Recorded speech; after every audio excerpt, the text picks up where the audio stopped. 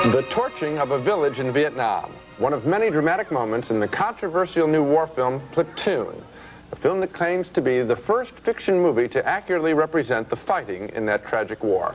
I'm Gene Siskel of the Chicago Tribune. And I'm Roger Ebert of the Chicago Sun-Times. One of the key claims of Platoon is that this is the first movie to tell the story of the War of Vietnam from ground level, from the point of view of the average infantryman. The movie was written and directed by Oliver Stone, who dropped out of college in the 1960s to enlist in the Army and who volunteered for combat duty in Vietnam. And Stone based the movie on his own experiences. His character in the film is played by Charlie Sheen. And before he's been in Vietnam for a week, he's already having second thoughts, which he expresses in a letter home. It's scary because nobody tells me how to do anything, because I'm new. Nobody cares about the new guys. They don't even want to know your name. The unwritten rule is a new guy's life isn't worth as much because he hasn't put his time in yet. And they say if you're going to get killed in the Nam, it's better to get it in the first few weeks. The logic being, you don't suffer that much. If you're lucky, you get to stay in the perimeter at night. And then you pull a 3-hour guard shift. So maybe you sleep 3-4 hours a night, but you don't really sleep. Early in his tour of duty, he's on watch one night when the enemy approaches and he freezes.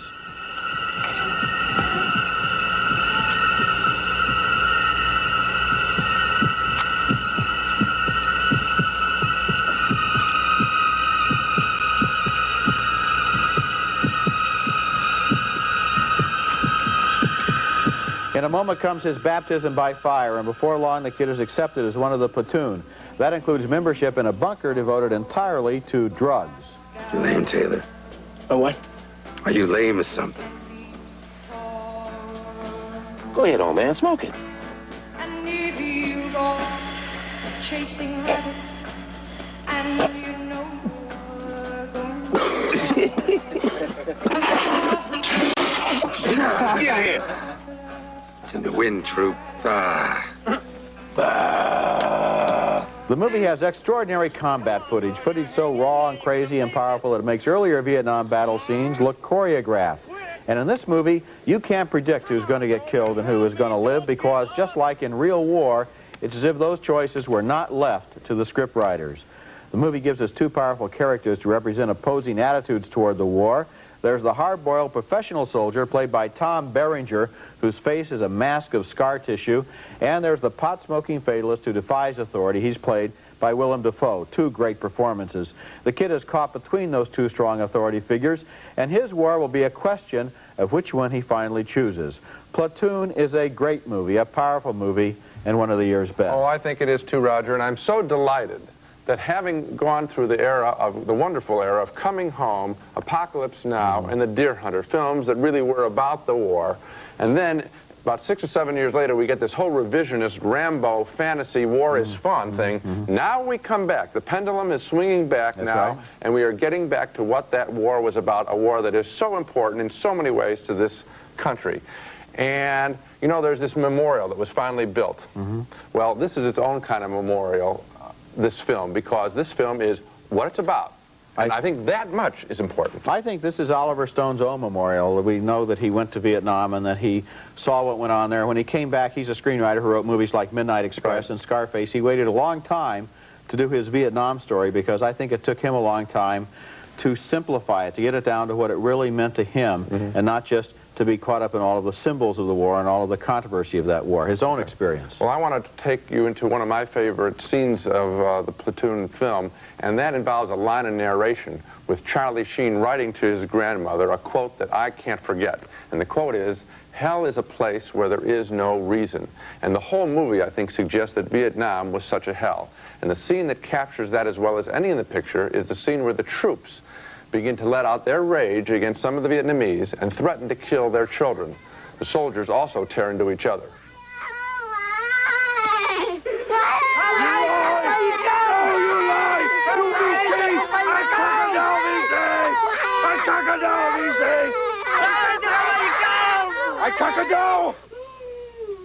Burn!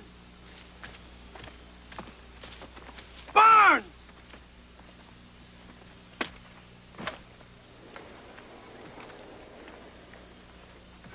Stay out of this, Elias. This ain't your show.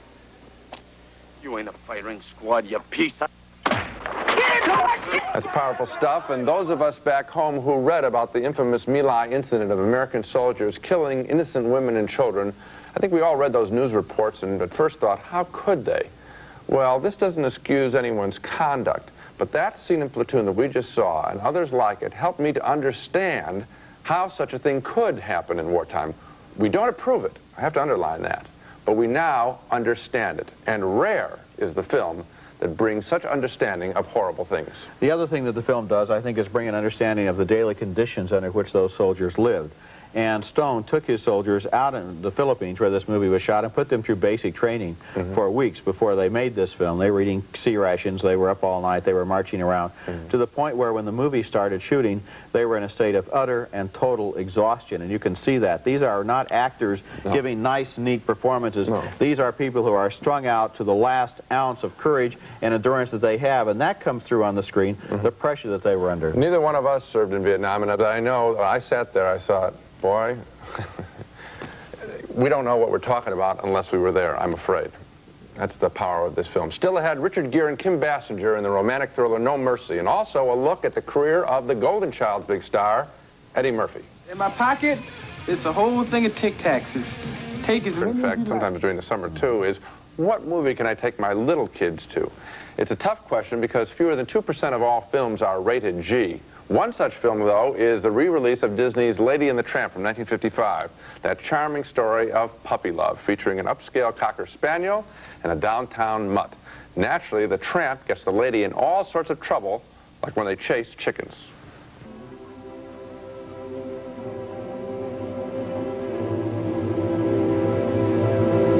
Just look at those fat, lazy biddies. Well, they should have been up hours ago.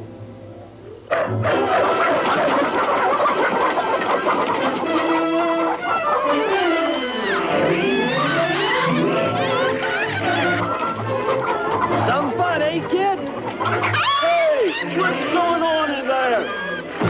What's that? That's the signal to get going. Come on.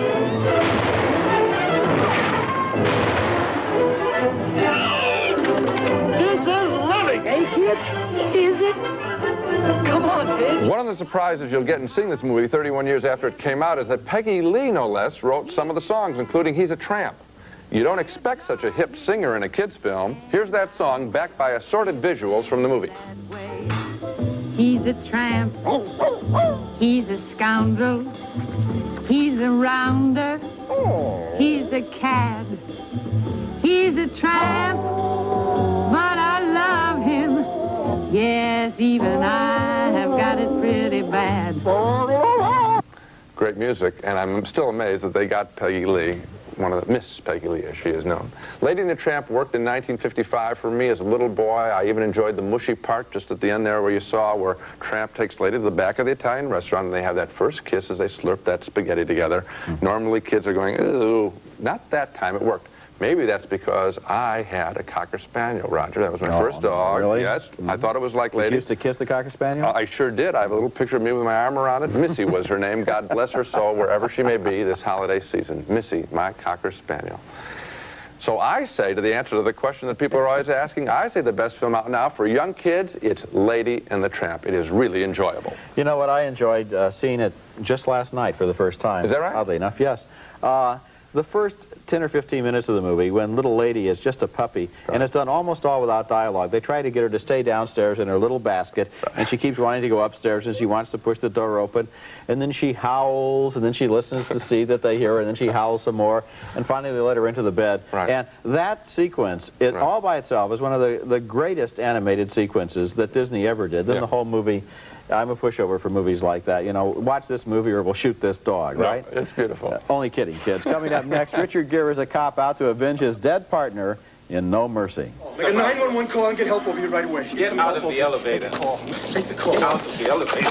Involves some sleazy visitors from New Orleans. So Gere goes down to Louisiana to try to avenge the killing, and he lands in the middle of an organized vice ring. The movie stars Kim Basinger as the personal plaything of the villain. She was there in Chicago when the murder took place, so at first, Gere thinks Basinger helped to set up his partner's death. You don't know me.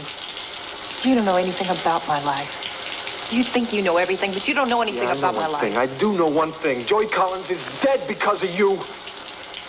And you stood there and you just watched, didn't you? Didn't you? Didn't you? You don't know what I've seen in my life. You think that was the worst? Nice lady. Gere follows her to New Orleans and arrests her in an attempt to get to her boss. You're not gonna walk out of this joint. You're gonna keep your fat mouth shut. Yeah. Huh? Now move.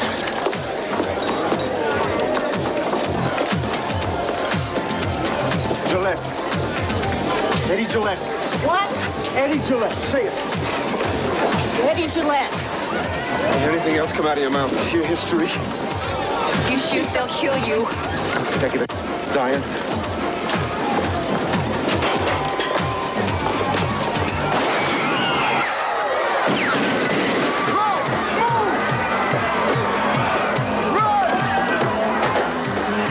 Still handcuffed together and pursued by the killers, they escape into Bayou country, and Basinger tries to explain just how she came to belong to the villain. I was 13. My mama took me to Asado. He gave her a house and some money. And I was his. You got that? I was given to him. Every hooker's got a hard luck story. That's a real prize winner, that one. I don't care if you don't believe me. You don't matter. Wrong. I matter a whole lot, lady. You're going to jail. And your boyfriend's going to stop breathing. Then, of course, they eventually fall in love, and then Basinger's boyfriend comes after them with a vengeance.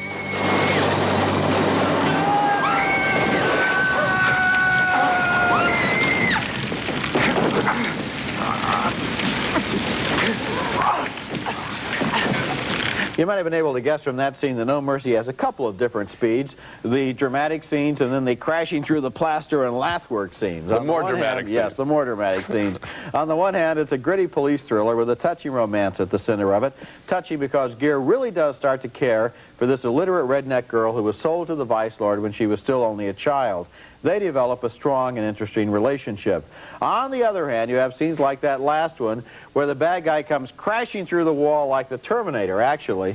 I'm getting real tired of movies that are interesting for the first 90 minutes and then go on automatic pilot with one more standard Hollywood shootout.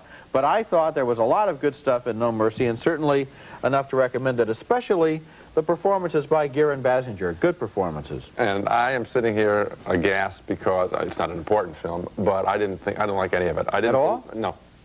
Well, I'll accept and endorse everything that you said negatively about the film, and now let's go after the stuff that you like. Okay. I didn't believe Gere in this cop thriller. I think that Gere can come through as a warmer character and is more effective when he does it, and I thought it was a lot of bluster. Basinger, who I have admired in other films, and I think is a really underrated actress because she's so pretty, I thought I got tired of seeing her abused. Now, maybe I'm having 9.5 weeks second memory where she was abused throughout that film, but when I see her being abused, again, so soon, I really got turned off. So I felt that both lead characters were playing out roles that really weren't as warm and as interesting as they can be on screen. Well, to some degree, I think you have to accept her as a victim, and that sets up the drama of the film, that she really has been the victim of this evil guy, this almost neo-Nazi Louisiana vice lord, and that, I think, sets up the drama. There's a very touching scene when Gere is in the foreground and he hears that Basinger can't sign her name, that she's illiterate. That was a good scene. He's very touched by that, because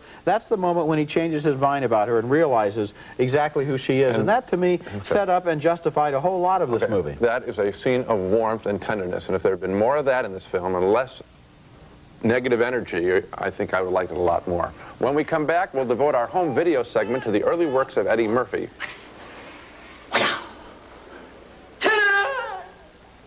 Called the quart of blood technique. You do that, a quart of blood will drop out of a person's body. Our home video segment this week focuses on the career of Eddie Murphy, one of our very brightest comic talents who has been used both well and poorly in the movies.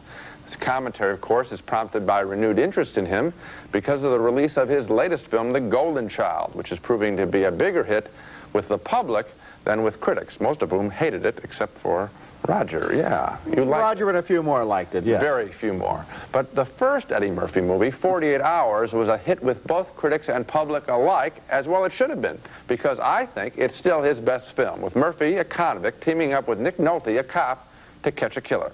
See how you needed me a little more than you thought, huh, Mr. K? I decided you as good a chance as I got. That shows you how desperate I am. This prison give out $400 suits. $957 and I wore it in. We're after a killer, not a bunch of hookers. Yeah, well, I got a reputation for looking real nice with the ladies, man. Maybe when we get out, I can take you to a couple of spots. We can get you dressed up and we can go on a little... Hey, I don't want to hear your jive. I already got that department taken care of. You got a lady, Kate? Yeah. You know, the generosity of women never ceases to amaze me, you know that? A smart and sassy line, and 48 Hours seemed as street smart as Eddie Murphy himself, which means very smart indeed, and that's been the critical factor, I think, in all of his films. Now, Murphy came very close in his second best film, the commodities comedy Trading Places, with Dan Aykroyd, where both rich and poor trade places. Murphy, suddenly treated as if he were rich, has a ball. Well, William, what do you think? I like it, Randy. It's very nice. I like the way you got the mirrors and stuff hooked up over there. It's very pretty. I like that. I like that mirror. I don't think he understands, Randolph. Oh, well, Marky, I do understand. William. Yes. This is your home. Uh-huh, right. It belongs to you. Yeah, all this is mine. I like my home. It's very nice. That's very nice taste in houses. I like Everything you see in this room is yours now. Uh-huh, this is my stuff. Your own personal property? Yeah, my own personal. You understand? This is mine, yeah. I like that. Yeah, you know what I like most about my place, Randy? The curtains, man. Look at the curtains. It's beautiful the way I got this place set up, man. This is something else. I like it. That's funny stuff. But his next picture, the stupid war comedy Best Defense, a film that Murphy publicly apologized for, remember, on the stage of Saturday Night Live? I love that.